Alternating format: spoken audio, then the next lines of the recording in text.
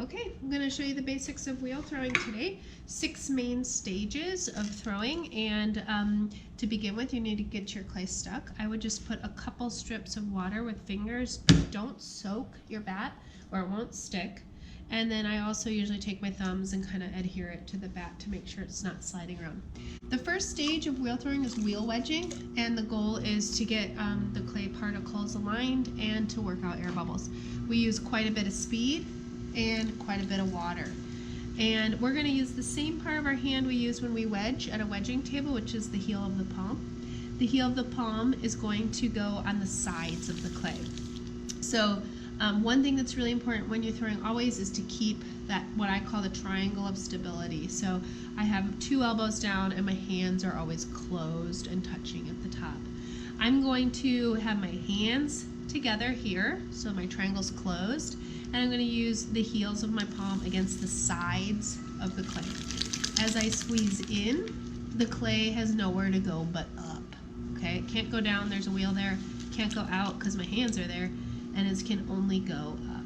So I'm using quite a bit of speed and a lot of not just strength but stability. So my hands are firm, my elbows are locked, they're locked onto my legs, and I'm using everything. I'm using my thigh muscles, I'm using my core, a lot of effort to keep my arms stable. All right, to bring it down, wheel wedging is to bring it up and down, working the clay up and down.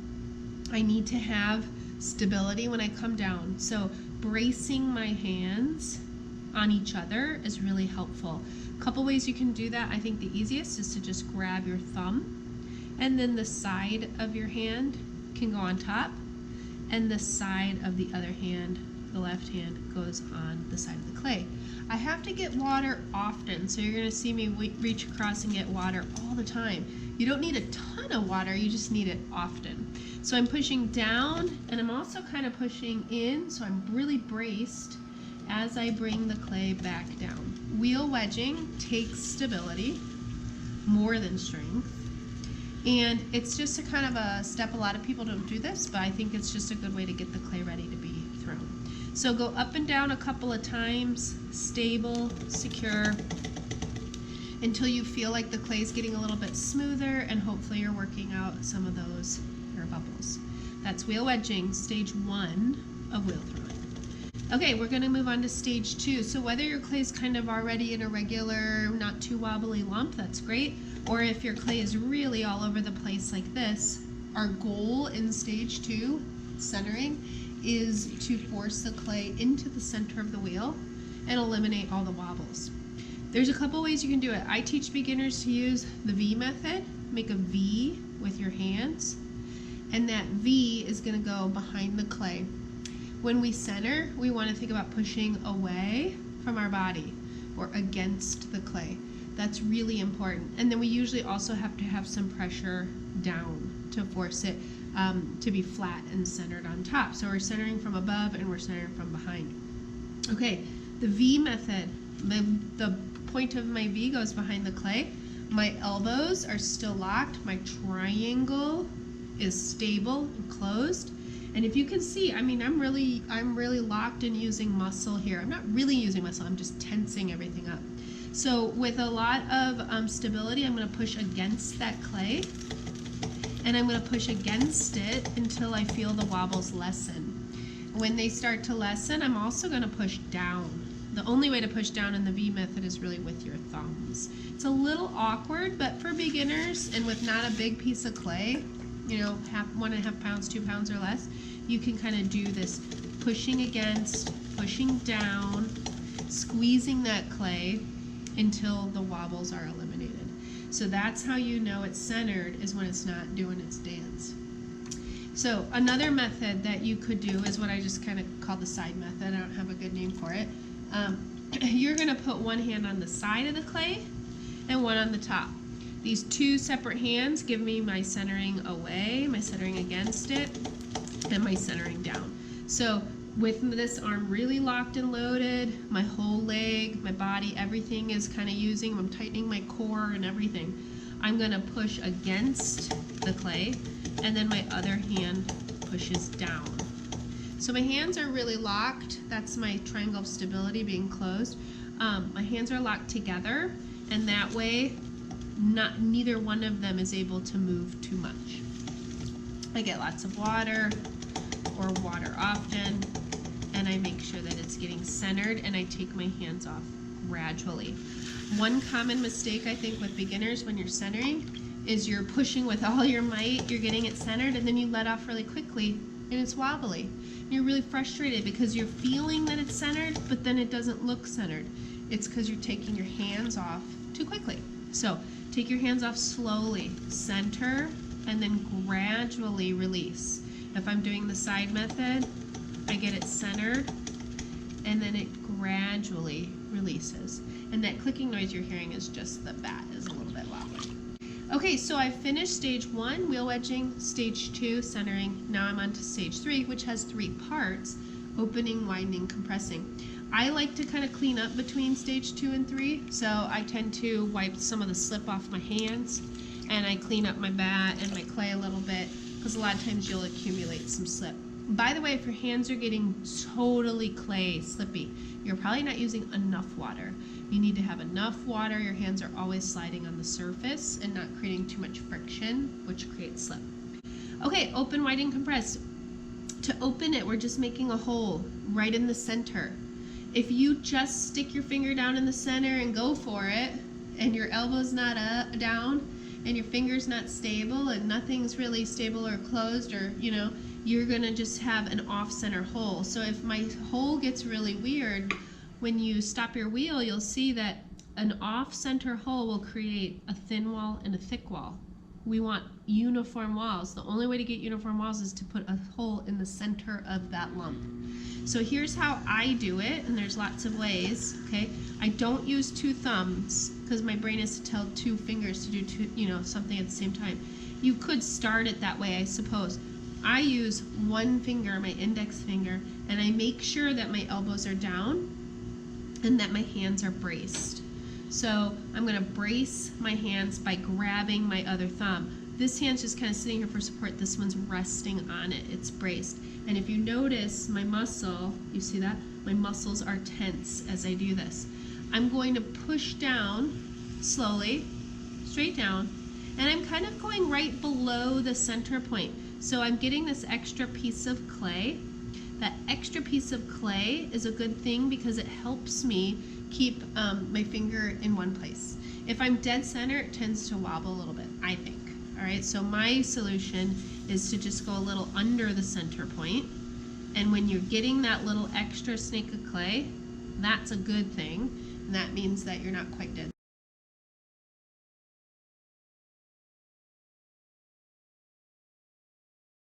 The 4th stage of wheel throwing is raising the walls. So I've wheel wedged, centered, open, widen, compress, and now the 4th stage is to raise the walls. So here's what I like to do. I slow my wheel down a little bit. Don't forget you can take your foot off the pedal so it stays one constant speed. And the key with this, I think, is stability again, and so I want that triangle of stability or balance, and I also need to keep my hands together so that triangle's closed. What that does is it locks your hands so that your fingers, we're going to be squeezing these walls, you want to squeeze with the fingers being across from the fingers. So you don't want one hand getting in front of the other like this or this. It's really common for people to try to throw like kind of up here, or for this hand to float around. So if your thumbs are connected, they can't go too far. All right, what I'm going to do is stay really stable and strong, and with the pads of my fingers, that's this part, the part that you get fingerprinted, I'm going to push in with my outside hand, and your most dominant hand should be the outside hand. So I'm right-handed, so I'm pushing in with my right hand, and I'm starting to try to pull the clay up. I don't want to pull it in the sense that I rip it off, but what I want to do is try to feel like I'm moving and stretching the clay up. So I push in, and then I pull up. And notice my hands are connected. This thumb is even, I don't even know what I'm doing, but any way you can to get your 2 hands connected is really helpful. So I re-wet when I need it, and I'm also trying to keep my hands kind of close to my body. So again, if I think of this as a clock, 12 o'clock, 6 o'clock, 3 o'clock, my hands are always between 3 and 6. If I'm left-handed, I'm over here between 6 and 9. So I'm going to keep pressing in, and pulling the clay up. So both hands do work. Both hands squeeze and pull, but the outside hand pulls just a little bit more, because the goal for this stage of raising the walls is to get a straight cylinder. The goal is to get a straight cylinder. What happens is sometimes our cylinder starts to flare at the top. If that's the case, you can come back and squeeze it in, and it helps to always move your hands up as you do that. Let's say my cylinder is getting really wobbly. Come back with your V method and try to squeeze and support and press against that cylinder. So I'm pushing against it, trying to get it to straighten up. I could also use ribs if I really wanted to. I could take a straight, firm rib and I could try to straighten it with that. That would work too. I could use my sponge, whatever I need to do.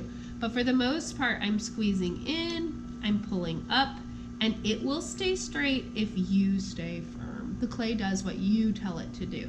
Okay, so your goal is a straight cylinder, and the other goal would be to have 1/4 inch to maybe 1/2 inch towards the bottom thick walls. And the only way you'll know that is if you stop your wheel and do pin tool check. So I usually check at the top, check it, middle, check it, and it usually gets a little thicker at the bottom. In this case, it's really thick, and I'll show you how to trick to trim that off later. So as beginners, this is the hardest stuff to get up. Do the best you can. Most importantly, make sure you have a straight cylinder by the time you're done with stage 4. Okay, stage 5 is shaping. This is when we decide what the pot's gonna be.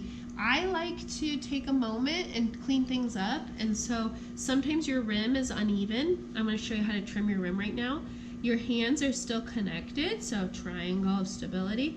My pin tool is not going to scrape the top off, but I'm actually going to cut a small slice off the top. And when I do that, if I hold my pin tool straight, it'll be a nice new even rim. So this is like a pincher. It's just supporting more than pinching. This is connected, and then I slowly stick the pin tool in, and once it's cut through, I can take the excess off, and I like to come back and compress, pinch, compress, like this, the rim down. Alright, so stage 4 is complete, and now I'm ready to shape it, stage 5. I like to determine where the shoulder is going to be in the neck. That's if I'm making a vase shape, which I'm going to do here. Bowls are slightly different. I'll show you that in a different video.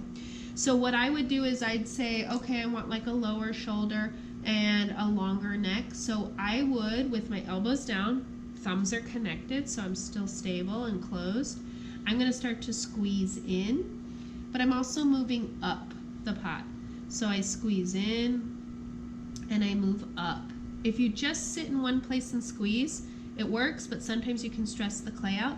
You can also do it with fingers, so I can choke it like I'm choking someone with my whole hand, or I'm choking a pot, or I can push like this, so my hands are in the same place they just were when I was raising, but now my outside hand does more work, and that would cause the neck to go in. Now, before you shape too much, realize the skinnier your neck gets, you won't be able to put your hand in there anymore. So with that being said, I like to kind of think about shaping from the bottom up.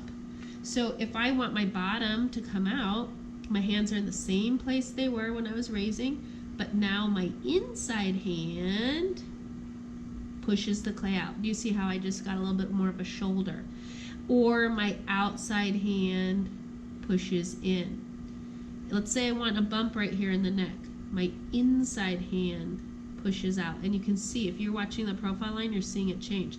Splitting my fingers helps guide that. Or maybe I want my fingers to follow the inside hand. So you determine your shape by changing pressure points in and out, or by choking in. Choking is a little less controlled, I think, but collaring, choking, it's all called the same, and it's all very effective. So when I shape in stage 5, I'm thinking about looking at my profile line and making adjustments. I can also use ribs. This is a good time to use ribs. Everything's wet when I use it on the clay, so I wet it first, And I could use a flexible rib, like a metal rib, to get this kind of rounded shoulder. If I want something more angular, I should use a more angular tool. So maybe a wooden rib would create a more angular shape. And hopefully you can see the profile changing where I'm getting these more angular shapes. The ribs are cool because they all have different shapes. So if this is a little rounded, I stick it in there, I'm going to get that little bit of a roundness. Once you're done shaping, we're going to do, I'm going to just show you the limits of the clay. Sometimes the clay is going to kind of speak to you and tell you it doesn't want to do what you want it to do. So right there, I tried to get it skinnier, and I kind of lost it. And kids will be like, oh, that looks great. It doesn't look that great. It looks like you messed up. Sometimes you can pick it back up and kind of rethrow and fix it. But a lot of times you've kind of lost that. Don't give up. All you got to do is trim that off and change your plan. So if that happens, then I say, okay, this is what I'm left with. I can make a little planter pot out of this. Or maybe you try to bring this in and you make some other kind of little vase shape. So there's a lot of clay still down here to be worked with, and there's a lot of possibility of something that can be made even if it didn't go as you originally planned. So I just reshaped that. And think about it. You can know the limits. How far can I press this down? You'll feel if your clay is really soft and sinking, it's going to start to sink on you. Don't go down that far. So at risk of sounding like a weird art teacher, the clay will speak to you, and you need to be responsive and listen to what it's telling you. Okay, so once I'm done shaping, and I've got it exactly the way I want, and I've used ribs, I can use my finger to create design, I can use tools, whatever I want, I'm ready for the sixth stage, the last one, which is finishing. So when we finish, there's kind of three parts to it. The first one is what I call trimming. And a lot of times when we're learning, we all have this pot that looks kind of like a volcano. It's like the land is coming up into the pot. There's a really easy, pretty easy trick to making this look much better. So I'm going to finish my shaping. I actually finished the shaping with this trimming step. Hold your wood undercutting tool like a pencil, not like you're going to stab someone, but like a pencil. And I'm going to put the side against the side of the pot, and then I slowly push down. So I'm pressing against the pot just slightly so it doesn't spiral out, and I'm pushing the tip down. And the angle of my tool matters because it's going to determine the shape. And also I wouldn't want to angle so much that I cut inside of my pot. But I'm going to angle this kind of down and in, and you'll see a major difference. Once I've hit the wheel, I can take this little ring of clay off by coming under it and cutting through like this, and look at the difference between that volcano shape and now I have what I would consider a more finished looking shape, finished pot. So that's in the finishing stage, sixth stage, that's the first part called trimming. And it's a good idea to come back with your finger, sponge your ribs, and kind of smooth things up so that it doesn't look like you just cut that off, but looks like it was all part of the plan and you did it when you were throwing it. Also in this stage, I refine. So get the slip off the surface, any other little detail work in terms of edging, little, if you want to use tools to create spiral lines, decorative lines, anything like that you would do kind of in this stage, and you want it to look exactly the way you want it when you're refining in the sixth stage, because then we're pretty much done. The only other thing I suggest you do is a little slight undercut. So I'm going to take this undercutting tool, there's a bit of a curve to it, I'm going to put the curve side down so it's frowning, like I'm sad that wheel throwing's over, and I'm going to put that curved side down, and I'm going to lay it right under the very base of my pot and just go in about 1/8 of an inch, 1/4 of an inch. And I don't know if you can see, but what you do is you end up undercutting. There's just like a slight undercut in that pot. And what it allows me to do is give me a place to put my wire when I cut under it. So if I have this piece that I love and it's successful, it's a good idea to run a wire with my fingers down, down, down, down, down, down, down. Don't lift up, don't lift up, don't lift up. And that will at least loosen it from the bat. And then I can move on to letting it dry. all the way bone dry or leather hard if I'm going to be putting a foot on it. So that's kind of your long version of wheel throwing. And we hope that you get a successful piece, and sometimes you don't, but don't give up, because even when you think you've lost it, you can sometimes get a bowl out of it and make something that you didn't expect, but that you're still proud of.